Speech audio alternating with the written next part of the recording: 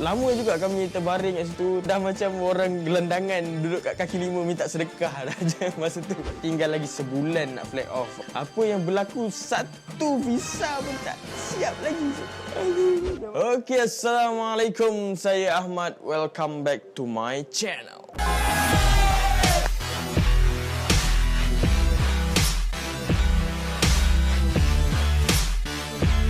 Okey, Alhamdulillah, terima kasih diucapkan kepada anda yang masih setia bersama dengan saya. InsyaAllah hari ini saya akan sambung cerita Ustazah Basikal. Sebelum ni saya ceritakan macam mana kami nak dapatkan sponsor sebanyak 6 juta dan macam mana saya berjumpa dengan Datuk Rahim dan macam mana saya berjumpa dengan Amirul. Dan sebelum tu, saya ada satu pengumuman untuk anda. Baju travel anti sesat edisi Gold Merdeka dah siap. Saya nak ucapkan ribuan terima kasih kepada anda yang telah beli. Alhamdulillah, dalam masa 4 jam 200 helai baju terjual dan saya nak ucapkan ribuan terima kasih kepada anda yang membeli. InsyaAllah baju ni akan mula dihantar pada 20 hari bulan Ogos dan insyaAllah akan sampai ke tangan anda pada 25 hari bulan, paling lewat pun 5 hari bulan September. So masih lagi, baju ni masih lagi dijual, masih lagi dibuka sehingga 20 hari bulan sahaja. Ni dipanggil pre-order. Dia bukanlah ready stock, dia adalah pre-order. Kalau you all beli sekarang, harga dia masih murah. Kalau you all tunggu sampai 20 hari bulan, harga dia makin mahal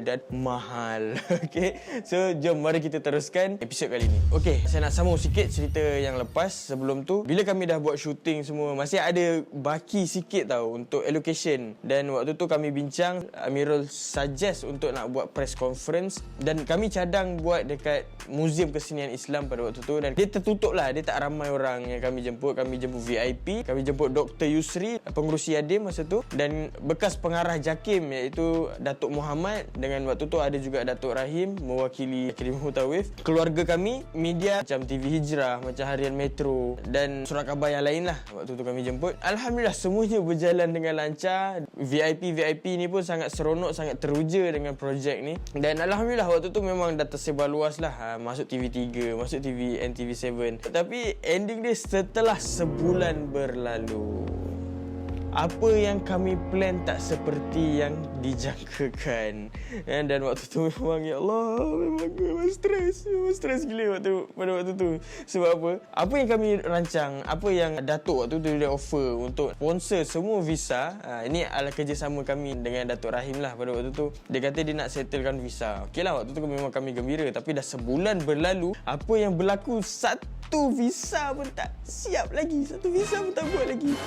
Aduh, dan waktu tu memang tinggal lagi sebulan nak flag off. Kami plan waktu tu nak flag off pada bulan 4 dan memang kami memang stress out lah. Tinggal lagi sebulan, satu visa pun tak siap lagi. Dan waktu tu memang marah gila lah dengan Datuk Rahim kan. Macam mana ni, kata janji nak buatkan visa, ni satu pun tak lepas kan. Dan bukan dia yang buat pun, Datuk pun bagi kepercayaan pada agensi pelancongan. Dan agensi pelancongan tu yang tak boleh nak buat. Dia kata sebab macam-macam birokrasi dan sebagainya. Dan saya yang jadi marah tu sebab apa? Sebab dalam masa seminggu saya buat 3 visa tau lepas. Saya buat visa Myanmar, saya buat visa India, Nepal, 3 negara tu lepas. Saya perlukan negara yang selebihnya tu je. Tapi satu pun tak lepas. Pakistan dia tak dapat, China pun tak dapat. So saya cakap apa benda ni kan? Dah sebulan berlalu ni. Ada lagi sebulan nak flag off. Memang marah gila dengan travel agency tu lah. Apa yang saya buat, saya pergi travel agency tu, saya minta balik pasport. Saya cakap, tak boleh buat, beritahulah awal-awal kan. Kita boleh buat sendiri, janganlah buang masa kami kan. Waktu tu memang saya orang yang panas baran, memang tak boleh nak bersabar. Dan waktu tu saya cakap, saya buat sendirilah. Okay, itu satu hal lah. Itu berkenaan dengan visa. Berkenaan dengan duit, waktu tu kami sewa kat Selayang dan kami duduk dengan Umi pada waktu tu. Dan bila kami banyak sangat meeting dengan Datuk Rahim dekat Shah Alam, so kami tak larat lah nak ulang alik sebab kos dia tinggi. So kami sewalah rumah dekat Subang yang dekat dengan Shah Alam pada waktu tu. Dan harga sewa dia bukanlah murah, RM800 bagi kami yang tak bekerja pada waktu tu. RM800 sangat mahal. Dan kami kata okeylah, saya pujuk hati waktu tu cakap, InsyaAllah ni Amirul boleh dapat sponsor ni. Boleh dapat sponsor, bolehlah cover kan kami punya expenses. Dan kami pun pindah. Kami pindah ke Subang. Hampir setiap hari lah buat meeting dengan Datuk Rahim ni macam mana nak dapatkan sponsor. Dan waktu tu memang saya marah dengan Amirul juga. Saya marah sebab tak dapat apa yang seperti yang dijanjikan. Dia kata dia nak bantu untuk nak dapatkan sponsor dan bantu kami lah bayar sewa, bantu kami untuk expenses sebelum kami travel. Boleh nak dapatkan sponsor, kita support dulu lah. Maksudnya projek ni akan support. Tapi ending dia duit kami yang habis. Simpanan kami yang kami nak buat honeymoon tu habis macam tu je. Habis untuk sewa, habis untuk expenses harian. Waktu tu memang dah stress out lah. Memang stress gila lah. Dan memang macam aduh, tak tahu dah what's next move kan? Sebab apa perancangan yang dibuat oleh Datuk tak jadi, apa rancangan yang buat oleh Amirul tak jadi. Dan kami pun dah burn tiket pergi ke Nepal, kami pun dah burn hotel sebab dah exit tarikh. So memang kami pun redha lah kata nak buat macam mana kan. Dan waktu tu mak dengan abah pun nak buat kenduri doa selamat kat kampung. So kami sebenarnya tengah busy, tapi kami luangkan masa juga untuk nak balik kampung sebab doa selamat ni untuk kami kan. So mak abah panggil orang kampung semua buat kenduri doa selamat, dan kami pun spend lah dalam sehari dua dekat kampung. Habis je kenduri tu kami terus shoot balik ke KL. Tinggal lagi sebulan ni nak siapkan semua visa. So kami cross ada 14 buah negara. So kami duk fikir ni macam mana nak settlekan lagi berapa negara. Dalam 7-8 negara visa tak siap lagi. So kami rush balik pada waktu tu. Kami nak buat visa Pakistan dulu yang pertama. Apa yang berlaku, kami buat visa Pakistan sebenarnya dah masuk kali ketiga. Kali pertama dah kena reject sebab kami tak tahu nak kena buat visa tu pada belah pagi. Kami sampai pun dah tengah hari. So tengah hari memang dah tutup lah. Tengah hari memang nak kena ambil je. So kali yang kedua kami tak ada invitation letter. So kami kena balik. Dan kali ketiga tu alhamdulillah kami dah dapat invitation letter yang dibantu oleh Amirul. Dia kata kawan dia ada pakcik orang Pakistan yang boleh bantu buat invitation letter. Dan kami buat invitation letter dan alhamdulillah kali ketiga lepas lulus.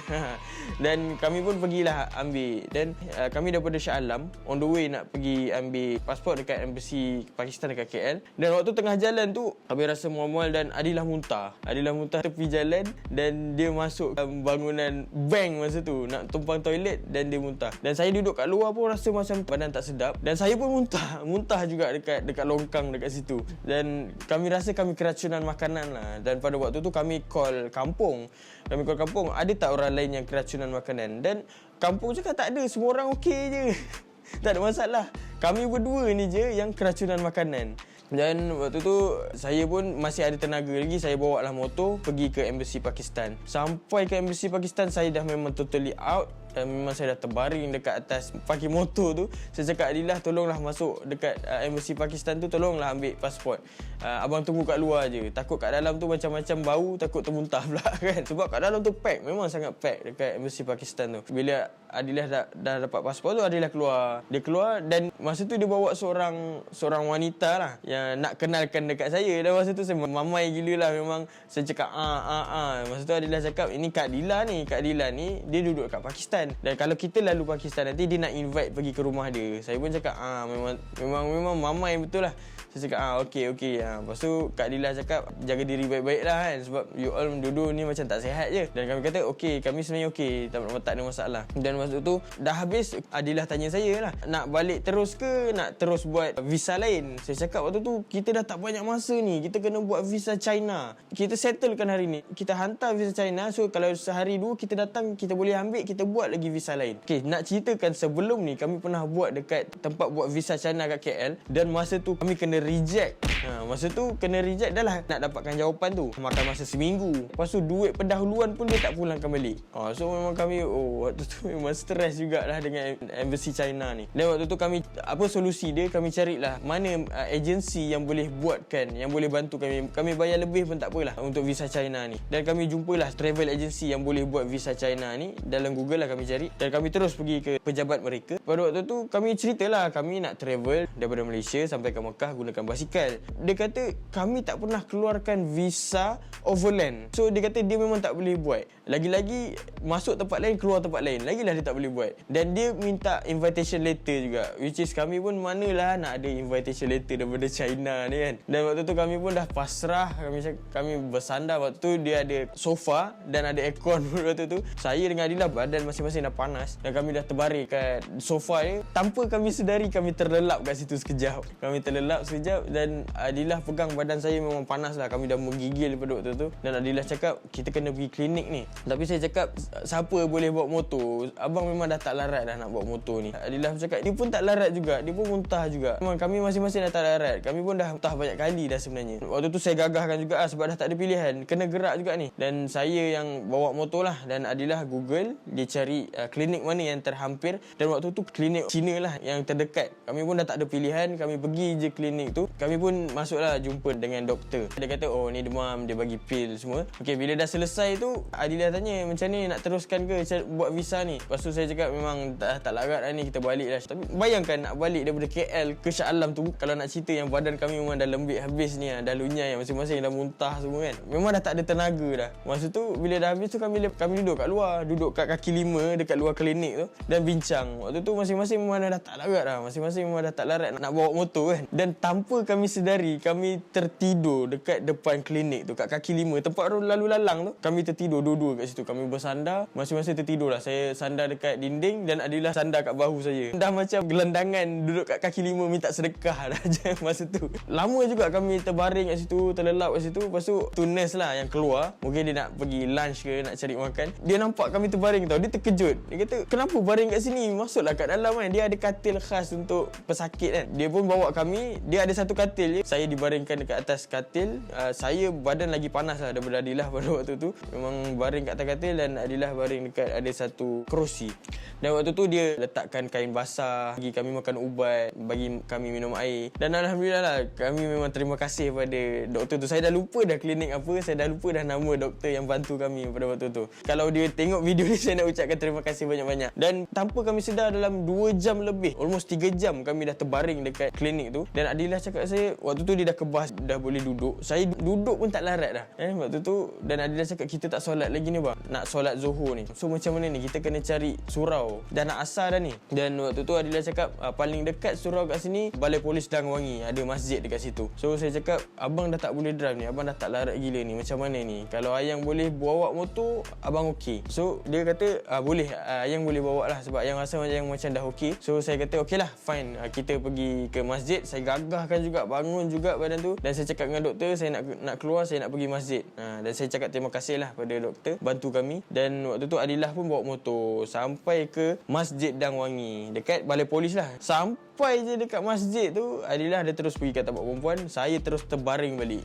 Memang tak larat, nak solat pun tak larat dah pada waktu tu. Saya pun sambunglah tidur sampailah dah nak maghrib dah. Masa tu dah habis asar dah nak maghrib. Dan Adilah datang balik kat saya. Dia tanya, dia kejut saya lah, bang, Adilah pegang badan saya masa tu panas lagi. Dan saya menggigil pada waktu tu. Adilah tanya, dah solat ke belum? Saya cakap, belum solat lagi. Ini dah nak masuk maghrib ni. Saya pun gagahkan juga badan, nak ambil uduk, solat duduk. Solat duduk Zuhur, solat asar, lepas terbaring balik. Dan waktu tu solat jemaah maghrib pun saya tak perasan. Saya masih lagi pengsan dekat kaki lima lah. Ada ruang lapang, bukan ruang solat lah. Dan bila jemaah semua dah habis solat, Amirul call tau. Amirul call, Mat, kau kat mana ni Mat? Sebab nak jumpa, nak buat meeting. Waktu tu boleh tangkat, boleh jawab lagi, tapi badan tak larat ni. Masa tu saya cakap, tolong Wirul, selamatkan kita orang. Saya dengan Adilah sekarang ni ada dekat Dang Wangi ni. Kami dekat masjid ni, kami tak larat gila nak bangun. Tak larat nak balik Shah Alam ni. Selamatkan kita orang ni Mirul. Dan Mirul kata, korang kat mana ni? Ini dekat Masjid Dang Wangi ni. Okey, kita orang datang sekarang. Dan waktu tu Amirul pun, dia pun datang dan selamatkan kami lah. Okey, setakat tu saja yang saya boleh cerita. InsyaAllah saya akan sambungkan. Dan pada waktu tu dah habis ni, sebenarnya saya ceritakan yang kami sakit, demam ni semua, dan pergi kenduri, dan tak ada orang pun yang kena pada waktu tu, dan kami je yang kena. Kami ada ceritakan seorang pakcik ni lah. Dan pakcik ni kata, ni buatan orang ni khianat orang ni, tak nak bagi korang pergi ni. Waktu tu saya tak terfikir pun, Adilah pun tak terfikir, ada ke orang nak khianat kami? Kami ni bukanlah siapa-siapa kan. Ada ke orang yang nak gagalkan kami punya perancangan? Itu insyaAllah saya akan cerita pada episod yang akan datang. Adakah ini khianat orang ataupun hanyalah simptom biasa? Okey, sebelum tu saya ingatkan, nak remind, masih dibuka jualan t-shirt Travel Anti Sesat edisi Gold Merdeka, masih dibuka sehingga 20 hari bulan. Grab sekarang, kalau tak harga akan dinaikkan. Okey, insyaAllah sehingga kita berjumpa lagi. Saya Ahmad. Assalamualaikum warahmatullahi wabarakatuh.